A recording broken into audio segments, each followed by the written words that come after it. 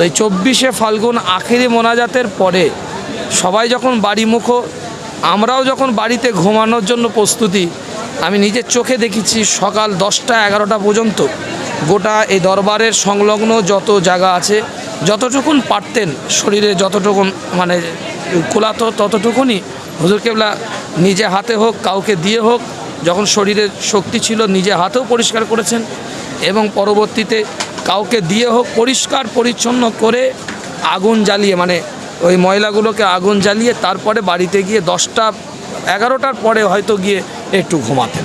জীবনের আপনার আব্বাজান হুজুরকে হারানোর পরে এই যে প্রথম ইসালে সওয়াব কেমন মনে হচ্ছে আপনার? মোজাদ্দেদ জামান রহমতুল্লাহ আলাইহির ঐতিহাসিক হুজুরের প্রতিষ্ঠিত 21, 22, 23শে ফাল্গুন ইসালে সওয়াব। আমার আব্বাজান হুজুর কেবলা আপনারা সকলেই জানেন 5ই ফেব্রুয়ারি তাহাজ্জুদের ওয়াক্তে আল্লাহর ডাকে সাড়া দিয়ে দুনিয়া থেকে বিদায় নিয়েছেন। হুজুর কেবলা দুনিয়াতে এসেছিলেন ঠিক ইসালে সওয়াবের মাঝের দিনে 22শে ফাল্গুন। তো আমার দাদি আম্মা জানদের মুখে গল্প শোনা যে আমার দাদাজানের খুব আদরের সন্তান ছিলেন এবং দুনিয়াতে আসার সময় ঘনিষ্ঠের সময় শারীরিকভাবে আমার দাদি আম্মাজান অনেক অসুস্থ হয়ে পড়েছিলেন। এই ইসালে সাহেবের হাজার হাজার মানুষকে নিয়ে আলা হযরত কাইয়ুমুজ্জামান ফুরফুরা শরীফের গদ্দিনী শিল্পীর বড় হুজুর পীর রহমতুল্লাহ আলাই দোয়া চাওয়ারত অবস্থায় ছিলেন এবং হুজুর কেবলা 22শে ফাল্গুন দুনিয়াতে এসেছিলেন। তো প্রায় 70 বছরের হুজুরের জীবন, এই জীবনের মধ্যে কম বেশি তিনি প্রায় 50 বছর অধিক ওয়াজ মাহফিল নাসিহাত এবং বাংলা, আসাম, বিহার, ত্রিপুরা, মেঘালয়, এপার বাংলা ওপার বাংলা প্রায় আপনার পূর্ব ভারতের বুকে এবং ভারতের রাজ্যে বিভিন্ন রাজ্যেও তিনি দ্বীনি ইসলামের খেদমত করেছেন এবং আলহাজা বড় হুজুর পীর রহমতুল্লাহ আলাইহির খুব আদরের সন্তান ছিলেন। তো আল্লাহর হুকুম এটা মেনে নিতে হবে আর সেটার উপরেই সবর করতে হবে, এটাই নৈতিক দায়িত্ব ইমানদার হিসাবে। তো আপনারা যারা আসছেন ঐতিহাসিক ফুরফুরা শরীফের ইসালে সওয়াবে আগত মেহমানদের মেহমানদারি করাটাও এই ভারাক্রান্ত অন্তর নিয়ে আমার নৈতিক কর্তব্য এবং মুরব্বীদের ওসিয়াত এবং নসিহতকে মান্যতা দেওয়া। কেন আপনারা যারা আসছেন 21, 22, 23শে ফাল্গুন ইসালে সওয়াবে তারা সবাই মোজাদ্দেদে জামানের দাওয়াতের মেহমান। 1891 খ্রিস্টাব্দে মোজাদ্দেদ জামান রহমতুল্লাহ আলাই এই ঐতিহাসিক ইসালে সাহেব প্রতিষ্ঠিত করেছিলেন। তারপর থেকে ধারাবাহিকভাবে এখানে ইসালে সাহেবের মানুষজন 3 দিন ব্যাপী আসে। মোজাদ্দেদ জামান রহমতুল্লাহ আলাইহি হীন হায়াতে থাকাকালীন এই ঐতিহাসিক ইসালে সাহেব 48 বছর নিজ হস্তে পরিচালনা করেছেন। অনেকে আমরা মনে করি যেটা মোজাদ্দেদে জামান দাদা হুজুর পীর কেবলা রহমতুল্লাহ আলাইহির ইসালে সাহেব, না, কথাটা একটু ভাষাগত একটু ভুল হয়ে যায়। এটা মোজাদ্দেদে জামান দাদা হুজুর পীর কেবলা রহমতুল্লাহ আলাইহির প্রতিষ্ঠিত 21, 22, 23শে ফাল্গুন ইসালে সাহেব। তিনি তানার ওসিয়াতের মধ্যে স্পষ্ট করে দিচ্ছেন এটা কোনো প্রচলিত ওরস নয়, এটা কোনো মেলাও নয়। এদিনে আমার বাপ মারা যায়নি, মাও মারা যায়নি, পীরও মারা যায়নি।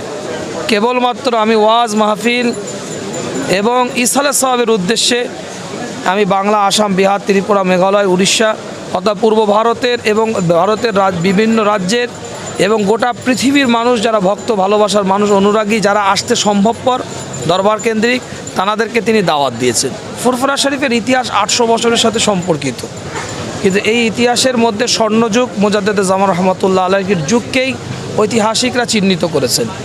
আর ফুরফুরা শরীফের ঐতিহাসিক ইসালে সওয়াবও ফুরফুরা শরীফের একটা প্রাণকেন্দ্র। এখানে আধ্যাত্মিক শিক্ষা, ইলমে বাতিন, ইলমে তাসাউফের শিক্ষা অর্জন করার জন্য মানুষ আসতেন। মুরব্বীরা একের পর এক চলে যাচ্ছেন, যাদের সোহবতে যাদের সান্নিধ্যে এসে মানুষ কিছু উপলব্ধি করতে পারত, আহলে বাতিনের মানুষেরা কিছু বুঝতে পারতেন, জানতে পারতেন নিজেদের আত্মগরিমা ত্যাগ কিভাবে করতে হয়। জানাদের সোহবতে এসে তানারা পেতেন, আস্তে আস্তে তানারা একের পর এক আল্লাহর ডাকে সাড়া দিচ্ছেন। যারা বর্তমানে আছেন তানারাও যোগ্য ব্যক্তিত্ব, আমার মুরব্বী চাচাজান হুজুর কেবলা গণেরা জানাদের কাছে গেলে এখনও কিছু তরিকাতের স্বাদ পাওয়া যায়, ইলমে বাতিনের স্বাদ পাওয়া যায়। তাই আমার ওয়ালেদ সাহেব হুজুর কেবলা এবছরে নাই। দীর্ঘ ফুরফুরা শরীফের ঐতিহাসিক ইসালে সাহেব আমার জ্ঞানে বা আমার জানা মতে হুজুর কেবলার কোনো দিন মিস যায়নি। তিনি যেখানেই থাকুন, যেখানে যে অবস্থায় থাকেন না কেন, তিনি ঐতিহাসিক ইসালে সাহেবে 3 দিন এবং 3 দিনের আগে পরে দীর্ঘ সময় তিনি মানুষকে খেদমাতের স্বার্থে বহু কার্যকলাপ তিনি করতেন। এবং সবথেকে বড় জিনিস আমি যে চোখে দেখেছি, যখন সবাই চলে যেত 21, 22, 23 ফাল্গুন ইসালে সাহেবের 24 তারিখে বাদ ফজর যখন আখিরি মোনাজাত হতো, হুজুর কেবলাও নিজে প্রায় 2022 সাল থেকে টানা 25 সাল পর্যন্ত দরবারে আখিরি মোনাজাত করেছেন। আমার মেজো চাচাজান হুজুর কেবলা 21 সাল পর্যন্ত করেছে আলহামদুলিল্লাহ।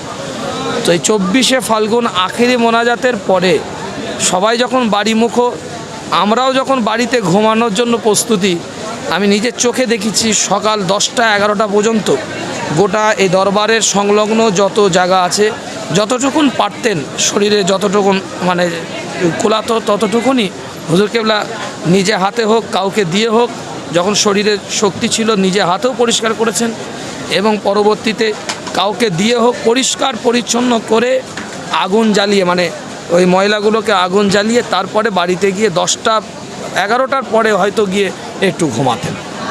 তো অভাব তো আমাদের মানে অনুভব হবেই, যেহেতু আমরা তার পরিবারের, আমি সন্তান বা আমাদের পরিবারের। কিন্তু ফুরফুরা শরীফের ঐতিহাসিক ইসালে সাহেবের লক্ষ লক্ষ মানুষ যারা আসছেন, তাঁরাও তাঁর অভাব অনুভব করছেন এবং তাঁরা চোখের পানি নিয়ে, যেটা তাদের সাথে কোনো আত্মীয়তার সম্পর্ক নাই। আমার চোখে পানি আসতেই পারে, আমার জন্মদাতা পিতা, কিন্তু আজকে যারা কাঁদছে তাঁর জন্য, এই কান্নাটাই হচ্ছে প্রকৃত সম্পর্ক, যে সম্পর্কটাকে আমরা ভালোবাসার সম্পর্ক বলি, মহাব্বতের সম্পর্ক বলি, আত্মার সম্পর্ক বলি, হৃদয়ের সম্পর্ক বলি। এই সম্পর্ক তানাদের সাথে ছিল বিগত দিন, তাই আজ তানার জন্য চোখের পানি ছেড়ে দিয়ে কাঁদতে কাঁদতে মুসাফা করে দোয়া চাইতে চাইতে এখান থেকে যাচ্ছেন। এটাই আমাদের কাছে তানার জীবনের কর্মকাণ্ডের, এটাই আমাদের কাছে বড় পাওনা, যে যার কারোর সাথে রক্তের সম্পর্ক নাই এবং তার কারোর সাথে আত্মীয়তার সম্পর্ক নাই, তারাও চোখের পানি ছেড়ে দিয়ে কাঁদছেন। আর হুজুর কেবলার একটা বড় বৈশিষ্ট্য ছিল, তিনি ত্যাগ, স্যাক্রিফাইস এবং লোভমুক্ত জীবনযাপন করেছেন। তার একটা ছোট্ট নমুনা দিই। ইন্তেকালের পরে আমার পরিবারের সবাই, আমার মুরব্বী ভাইরাও আমাকে বলেছিলেন যে চাচাজানকে দাদা হুজুর পীর কেবলার যে মাজার, এই মাজারের ভিতরে দাফন করা হোক। কিন্তু আমি বললাম না, আমার আব্বাজানের একটু ওসিয়াত আছে। হুজুর কেবলা আমাকে নিজে হাত ধরে বলেছে এবং আমি সহ আমাদের পাড়া প্রতিবেশী যারা আমাদের মহল্লাবাসী, যারা এই মাজারের মানে কবর হয় বা আমাদের বংশের পূর্বপুরুষের সাথে সম্পর্কিত বা আমার আত্মীয় স্বজন একদম প্রতিবেশী, তাদেরকেও হুজুর কেবলা বলেছেন যে আমি মারা গেলে মাজারে ঢুকতে বাম দিকে আমার কবরটা দেওয়া হবে। এটা আমাকেও ব্যক্তিগতভাবে বলেছে। তো এটা আমি চিন্তা করছিলাম যে কেন, কারণটা কি। আমি এটা ভাবছিলাম যে মানুষ তো চাইবে তার দাদার কাছে, তার বাপের কাছে, তার মায়ের কাছে, মাজারের গম্বুজের ভিতরে ঘুমিয়ে আছে তার মেজো ভাই, যখন সুযোগ আছে তাহলে তাদের কাছাকাছি থাকারই তো সবাই চেষ্টা করবে। আমি ভাবলাম, এবং তিনি বলতেন যে আমি সারা জীবন আমার দাদার মাজারের দারোয়ানের দায়িত্ব পালন করেছি, আমি মরে যাওয়ার পরেও আমি যেন আমার দাদার দারোয়ানের দায়িত্ব পালন করতে পারি। তো আমি দাফন দেওয়ার পরে ওই রাত্রিরে যখন জিয়ারত করতে গেলাম, তা আমি দেখছিলাম যে সত্যই এখনও আপনারা যাবেন দেখতে পাবেন, ঢুকতেই বাম দিকে হুজুর কেবলা মাজার। তো নকশাটাও যেন মনে হচ্ছে যে না সত্যি মুজাদ্দেদে জামানের দারোয়ানই কবরের মধ্যে ঘুমিয়ে আছে, কবরের নকশাটাও এরকম লাগছে।